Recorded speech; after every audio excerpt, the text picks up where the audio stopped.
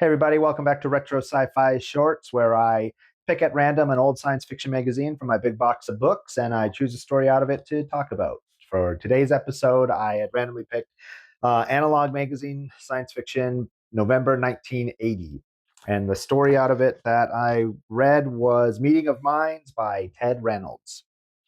And I always love the art from all of these. I always just love flipping through and seeing the art, and I sort of like pick my story off of that. But um, this was a really good read. I really liked that short story. I don't think I've read anything by Ted Reynolds before, if maybe just some other short stories from some other anthologies I have. But it was a pretty clean, pretty nice idea where it's about main character is Tim Hume. He's on his way to this colony planet. There's this alien ship on the way there as well. And in the past, this colony had this disaster where these giant slug like aliens were trying to make first contact with the humans on this planet. And nobody knows why, but the entire colony was wiped out in this mass sort of death at the same time. And all the aliens were killed by small arm fires at the same time. So it was this big tragedy. Nobody knows what happened. And they fear that it's going to happen again with this other alien ship heading towards the colony. And so the main character, Tim Hume, is on the way there because he has this special. He has these multiple personalities in him, but it's not multiple personalities. It's more memories. He has the memories of his past lives. He was the first sort of child who was brought up and taught how to sort of bring up all these past memories from your previous lives. And it's this sort of idea that when people die, their memories are able to be passed on to almost like the next reincarnation of their body. It's sort of hinted at that. He does it. So he has the memories of this older man and then this younger woman.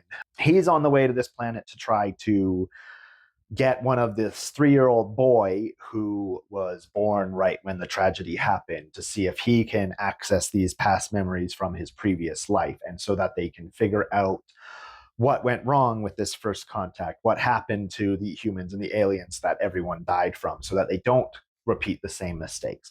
And I thought that was a really cool idea, kind of a different take on a first encounter story of how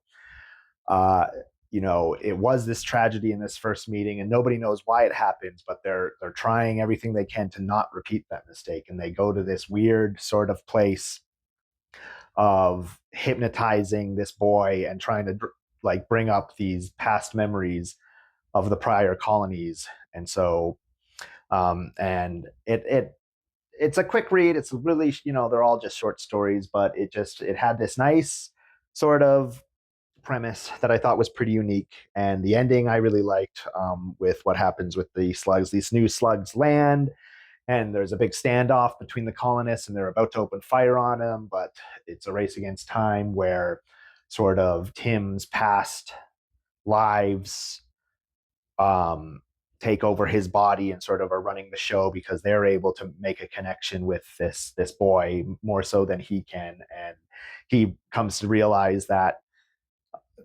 he by integrating all three of these personalities into one, and they all working sort of together, and him not fighting him off as much, that they're able to solve this mystery in a pretty interesting way. And I was happy with the ending, and it just thought it was a great little read.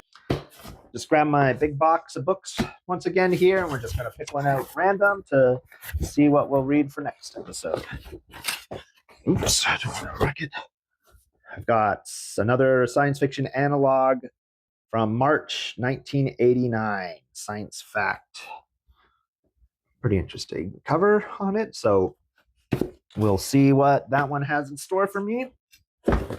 But thanks for stopping by, and we'll see you next time on Retro Sci-Fi Shorts. Thanks.